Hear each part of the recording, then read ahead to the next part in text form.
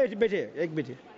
ऐसे तो एक बात अब सबको जानकारी है, मध्य प्रदेश में कृषि क्षेत्र में सबसे विकास दर आदरणीय पूर्व के हमारे मुख्यमंत्री वर्तमान के हमारे कृषि मंत्री जी के नेतृत्व में हुआ है।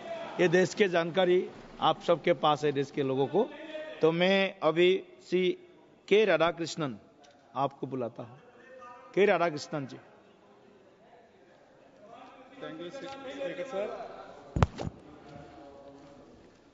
Sir, I oppose the demand for grants for the Ministry of Agriculture and Farmers Welfare.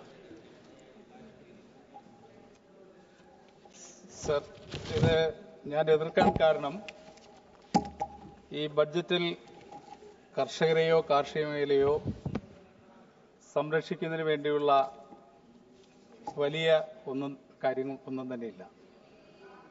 നമ്മുടെ ഇന്ത്യയിലെ മഹാഭൂരിപക്ഷം വരുന്ന കർഷകരെ സഹായിക്കേണ്ട ബാധ്യത നമ്മുടെ സർക്കാരിനുണ്ട്. നമ്മുടെ രാജ്യത്തിന്റെ സമ്പത്തുൽപാദനത്തിൽ ഏറ്റവും പ്രധാനപ്പെട്ട പങ്ക് വഹിക്കുന്നവരാണ് ഇന്ത്യയിലെ കർഷകരും കർഷക തൊഴിലാളികളും. എന്നാൽ അവരെ ആ രീതിയിൽ കാണാൻ നമ്മുടെ സർക്കാരുകൾക്ക് കഴിയുന്നുണ്ടോ എന്നുള്ള കാര്യമാണ് നാം പരിശോധിക്കേണ്ടത്. അങ്ങനെ പരിശോധിക്കുമ്പോൾ ഓരോ വർഷവും കർഷകരുടെ ജീവിതം കൂടുതൽ ദുരിതപൂർണമായി മാറുന്നു എന്നാണ് നമുക്ക് മനസ്സിലാക്കാൻ കഴിയുന്നത്. കർഷകരുടെ ജീവിതം മെച്ചപ്പെടുത്തുന്നതിന് പകരം കർഷകരുടെ ജീവിതം കൂടുതൽ ദുരിതത്തിലേക്ക് പോകുന്നു എന്നുള്ള കാര്യങ്ങളാണ് ഇവിടെ ബഹുമാനരായ പല അംഗങ്ങളും ചൂണ്ടിക്കാണിച്ചത്. അവസാനമായി സംസാരിച്ച മുൻ പഞ്ചാബിന്റെ ബഹുമാനായ മുഖ്യമന്ത്രിയും എംപിയുമായിട്ടുള്ള അദ്ദേഹം പറഞ്ഞത് കർഷകരുടെ സമരത്തെക്കുറിച്ചും അവർ അനുഭവിക്കുന്ന ദുരിതത്തെക്കുറിച്ചുമാണ്. അപ്പം അത് കണ്ടുകൊണ്ടുള്ള ഒരു ബഡ്ജറ്റ് പ്രൊവിഷൻ നമുക്ക് ഈ ബഡ്ജറ്റിൽ വെക്കാൻ കഴിഞ്ഞിട്ടുണ്ടോ എന്നുള്ളത് ബഹുമാനായിട്ടുള്ള മന്ത്രി പരിശോധിക്കണമെന്നാണ് എനിക്ക് ആദ്യമായിട്ട് അഭ്യർത്ഥിക്കാനുള്ളത്. സാർ, 2024-25 1,20,775 കോടി രൂപയാണ് എസ്റ്റിമേറ്റ് ചെയ്തിരുന്നത്. പിന്നീടത് റിവൈസ് എസ്റ്റിമേറ്റ് വന്നു കഴിഞ്ഞപ്പോൾ 1,38,980 കോടി രൂപയായിട്ട് വർദ്ധിച്ചു. എന്നാൽ ഈ ബഡ്ജറ്റിൽ ആകെ പ്രൊവിഷൻ ഉള്ളത് 1,24,341 കോടി രൂപയാണ്. അതായത് കഴിഞ്ഞ വർഷം എസ്റ്റിമേറ്റ് ചെയ്ത ബഡ്ജറ്റും റിവൈസ് ആയിട്ടുള്ള ബഡ്ജറ്റും ഇപ്പോഴത്തെ ബഡ്ജറ്റും നാം കമ്പയർ ചെയ്യുമ്പോൾ ഏകദേശം 14,000-ലധികം കോടി രൂപയുടെ കുറവാണ് ഈ വർഷം ബഡ്ജറ്റിൽ കാണാൻ വേണ്ടി കഴിയുന്നത്. അത് ഈ വർത്തമാന കാലഘട്ടത്തിലെ കർഷകരുടെ പ്രശ്നങ്ങൾക്ക് പരിഹാരം കാണാൻ കഴിയുന്നതാണോ എന്നുള്ളത് നാം പരിശോധനയ്ക്ക് വിധേയമാക്കണം. സാർ, നാം കർഷകരെ അവഗണിക്കുകയാണ്, കാർഷിക മേഖലയെ അവഗണിക്കുകയാണ്. അതിന്റെ ദുരന്തം എന്തായിരിക്കും എന്നുള്ളത് നമുക്ക് മുൻകൂട്ടി കാണാൻ കഴിയേണ്ടതുണ്ട്. ലോകത്തെല്ലാം വലിയ സാമ്പത്തിക പ്രതിസന്ധി വന്ന സന്ദർഭത്തിൽ അല്പമെങ്കിലും പിടിച്ചു നിൽക്കാൻ കഴിഞ്ഞ ഒരു രാജ്യമാണ് നമ്മുടേത്.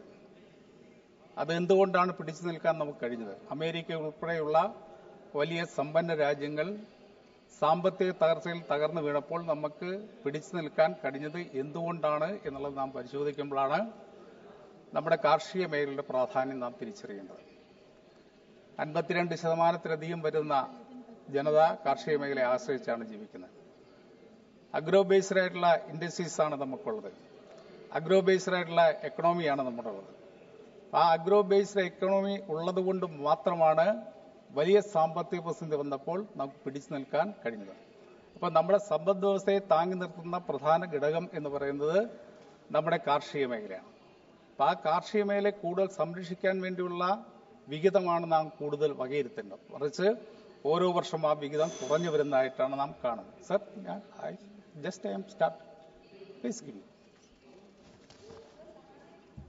സർ, നമ്മുടെ സമ്പദ് വ്യവസ്ഥയുടെ സ്ഥിതിയെക്കുറിച്ച് നാം ചർച്ച ചെയ്യുന്ന സന്ദർഭത്തിൽ കാർഷിക മേഖലയെ മറന്നുകൊണ്ടുപോകാൻ വേണ്ടി കഴിയില്ല. സർ, നമ്മുടെ കാർഷിക മേഖലയിൽ പ്രധാനപ്പെട്ട ഓരോ ഉൽപ്പന്നങ്ങളും അത് സംരക്ഷിക്കാൻ കഴിയുന്ന രീതിയിലുള്ള ഇടപെടൽ നടത്താൻ കഴിയും. അതിന് കർഷകർക്ക് അവസരോചിതമായിട്ടുള്ള സഹായങ്ങൾ ചെയ്യാൻ വേണ്ടി കഴിയാം. കാർഷിക മേഖലയിൽ കർഷകർ മാറിപ്പോകുന്നതിന് കാരണമായി വരുന്നത് അവരുടെ ഉൽപാദന ചെലവ് വർദ്ധിക്കുകയും ഉൽപ്പന്നങ്ങൾക്ക് ന്യായമായിട്ട് വില കിട്ടാതെ വരികയും ചെയ്യാം. അപ്പോൾ ഉൽപ്പന്നങ്ങൾക്ക് ന്യായമായിട്ടുള്ള വില കിട്ടാനുള്ള സംവിധാനങ്ങളാണ് നമ്മൾ ഉണ്ടാക്കുക. അതാണ് ബഹുമാനപ്പെട്ട അംഗങ്ങളെല്ലാം തന്നെ ഇവിടെ മിനിമം സപ്പോർട്ട് പ്രൈസിനെ കുറിച്ച് പറഞ്ഞത്. സർ, എന്റെ സംസ്ഥാനമായിട്ടുള്ള, ഞാൻ പ്രദാനം ചെയ്യുന്ന സംസ്ഥാനമായിട്ടുള്ള കേരളം നിരവധി വർഷങ്ങളായിട്ട് ആവശ്യപ്പെട്ടുകൊണ്ടിരിക്കുന്നതാണ് മിനിമം സപ്പോർട്ട് പ്രൈസിനെ കുറിച്ചുള്ള കാര്യങ്ങൾ. ഇവിടെ ഡോക്ടർ M.R. സ്വാമിനാഥനെ കുറിച്ചൊക്കെ തന്നെ എല്ലാ അംഗങ്ങളും സൂചിപ്പിക്കുകയുണ്ടായി. അദ്ദേഹത്തിന്റെ റെക്കമെൻഡേഷൻ അനുസരിച്ചുകൊണ്ട് MSP അത് ഫിക്സ് ചെയ്യാൻ നമുക്ക് ഇതുവരെയും കഴിഞ്ഞിട്ടില്ല എന്നാണ്. കേരളത്തിലെ കാർഷിക മേഖലയിലെ തകർച്ചയ്ക്ക് കാരണമായിരിക്കുന്നത് അവിടെ ഉൽപാദന ചെലവിനനുസരിച്ചുകൊണ്ട് ഉൽപ്പന്നങ്ങൾക്ക് വില കിട്ടാതെ വരുന്നതുകൊണ്ടാണ്. അപ്പോൾ ആ ഉൽപാദനത്തിനനുസരിച്ചുകൊണ്ട് കർഷകർക്ക് മിനിമം സപ്പോർട്ട് പ്രൈസ് കിട്ടുന്നതിന് വേണ്ടി, അത് ഉറപ്പുവരുത്തുന്നതിന് വേണ്ടി കേന്ദ്ര ഗവൺമെന്റിന്റെ എല്ലാവിധത്തിലുള്ള സഹായം വേണം. സർ, അവിടെ റബ്ബർ കർഷകർ വലിയ പ്രയാസത്തിലാണ്, നാളികേര കർഷകർ വലിയ പ്രയാസത്തിലാണ്, അതുപോലെ നെൽകർഷകർ വലിയ പ്രയാസത്തിലാണ്. അവരെ സഹായിക്കാൻ, കൂടുതൽ സഹായിക്കാൻ കേന്ദ്ര ഗവൺമെന്റ് തയ്യാറാകേണ്ടതുണ്ട്. പലപ്പോഴും കേന്ദ്ര വിഹിതം കിട്ടാതിരിക്കുന്ന സ്ഥിതിയാണ് കേരളത്തിൽ സംഭവിക്കുന്നത്. റബ്ബറിന് മിനിമം സപ്പോർട്ട് പ്രൈസ് 200 രൂപയെങ്കിലും ആക്കണമെന്ന് സംസ്ഥാന ഗവൺമെന്റ് നിരവധി വർഷമായിട്ട് ആവശ്യപ്പെട്ടുകൊണ്ടിരിക്കുകയാണ്. ആ മിനിമം സപ്പോർട്ട് പ്രൈസ് കാർഷിക മേഖലയിൽ നടപ്പിലാക്കാൻ വേണ്ടി കേന്ദ്ര ഗവൺമെന്റ് തയ്യാറാകേണ്ടതുണ്ട്. അല്ലെങ്കിൽ കാർഷിക മേഖലയിൽ വലിയ ദുരന്തമാണ് ഉണ്ടാകുക. എന്നൊക്കെ പറഞ്ഞ് നമ്മൾ പോവുകയല്ലാതെ ആ ദാരിദ്ര്യം. I will please kindly conclude. I have already taken more than 5 minutes. No point. I will come. Sir, please put your demand. Sir, please. माननीय सभापति महोदय. 1 minute. Just wait. Sir, അപ്പോൾ സമ്പത്ത് ഉൽപ്പാദിപ്പിക്കുന്നതിൽ ഏറ്റവും പ്രധാനപ്പെട്ട പങ്ക് വഹിക്കുന്ന കാർഷിക മേഖലയിൽ, പ്രത്യേകിച്ചും കേരളം പോലെയുള്ള സംസ്ഥാനങ്ങളെ സഹായിക്കാനുള്ള ഒരു നിലപാട് കേന്ദ്ര ഗവൺമെന്റ് സ്വീകരിക്കണം. അപ്പോൾ വലിയ രീതിയിലുള്ള നാശമാണ് അവിടെ സംഭവിച്ചത്. നാച്ചുറൽ കലാമിറ്റിയിലൂടെ വലിയ നാശം സംഭവിച്ചു.